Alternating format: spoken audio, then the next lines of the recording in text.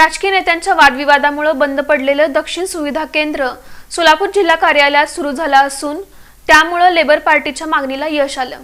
दिनांक 3 जानेवारीपासून बांधकाम कामगारांसाठी शहरामध्ये दक्षिण आणि उत्तर सोलापूर तालुक्याचे सुविधा केंद्र सुरू केले होते। दिनांक 3 जानेवारीपासून हे दोन्ही सुविधा केंद्र काही राजकीय नेत्यांच्या वादविवादांमुळे बंद झाले। यामुळे सुविधा केंद्रांवर येणाऱ्या कामगारांना नाहक आर्थिक आणि मानसिक त्रास सोसावा लागत आहे। या संदर्भात लेबर पार्टीचे शहराध्यक्ष कॉम्रेड एजाज शेख यांनी सोलापूरचे सहाय्यक कामगार आयुक्त सुधीर गायकवाड यांची भेट घेऊन हे दोन्ही केंद्र तात्काळ सुरू करण्यात यावेत अशी मागणी केली। दरम्यान सुधीर गायकवाड यांनी लेबर पार्टीच्या तक्रारीची दखल घेत दिनांक 9 जानेवारीपासून सुविधा केंद्र हे सहाय्यक कामगार आयुक्तालय या ठिकाणी सुरू केलं आहे।